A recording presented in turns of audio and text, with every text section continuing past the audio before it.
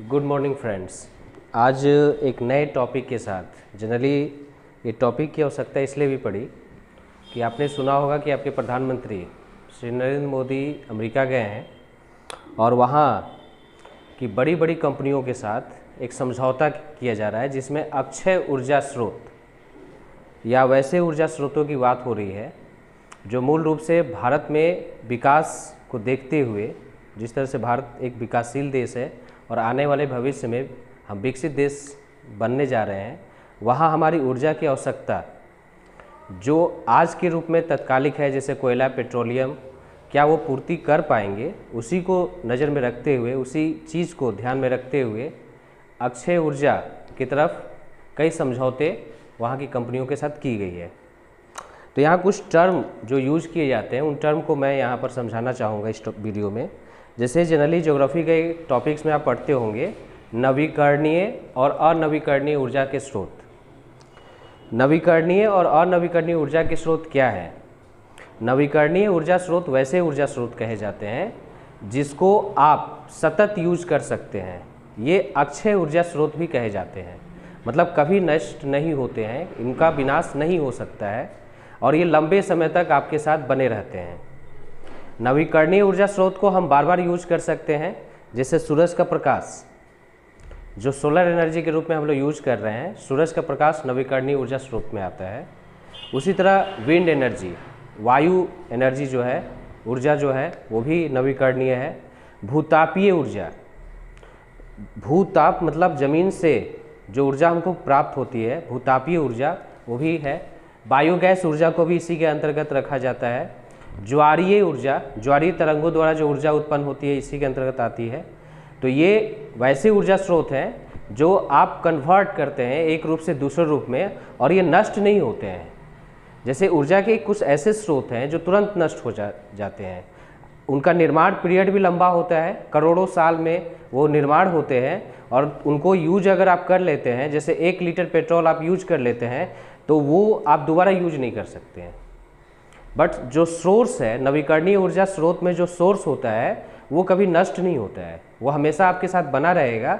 और आज विश्व को अक्षय ऊर्जा की तरफ देखना पड़ रहा है तेज़ी से, क्योंकि जो आपके पास ऊर्जा के स्रोत अभी हैं, जैसे आज भी विश्व में जो कोयले का प्रयोग किया जा रहा है वो लगभग 60+ आपका ऊर्जा की आवश्यकता को पूरा कर रहा है। तो इस आधार पर हम कह सकते हैं कि आने वाले भविष्य में ये ऊर्जा स्रोत हमारे साथ नहीं रहेंगे। कोयला का निर्माण इतना तेज़ से हो नहीं रहा है।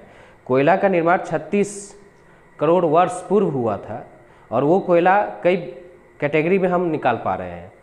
उसी तरह पेट्रोल का प्रयोग जो हम कर रहे हैं, तो आज नहीं तो कल ये पेट्रोलियम समाप्त हो जाएगा और उस कंडीशन में महंगाई की मार के साथ साथ हमको ऊर्जा स्रोत की आवश्यकता पड़ेगी।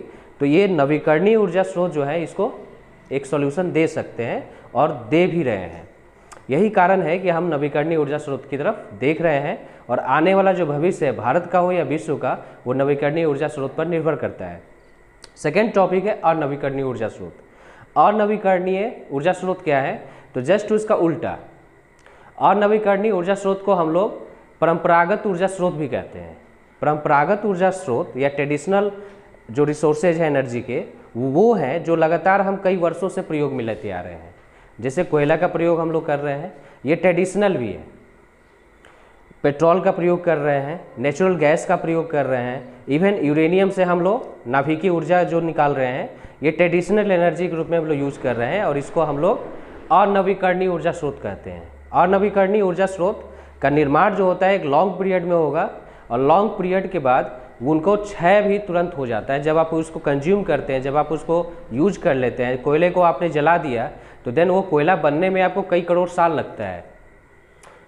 साथ ही साथ एक और चीज़ यहाँ क्लियर मैं कर देना चाहता हूँ कि अनवीकरणीय ऊर्जा स्रोत, जिसको हम लोग परंपरागत ऊर्जा स्रोत कह रहे हैं, ये पर्यावरण प्रदूषण के मेन कारण होते हैं। इनको जीवाश्म ईंधन भी कहा जाता है। जैसे कोयला, पेट्रोल और नेचुरल गैस जो है ये जीवाश्म ईंधन है, क्योंकि ये अवसादी चट्टानों में पाए जाते हैं और जीवाश्मों से निर्मित होते हैं।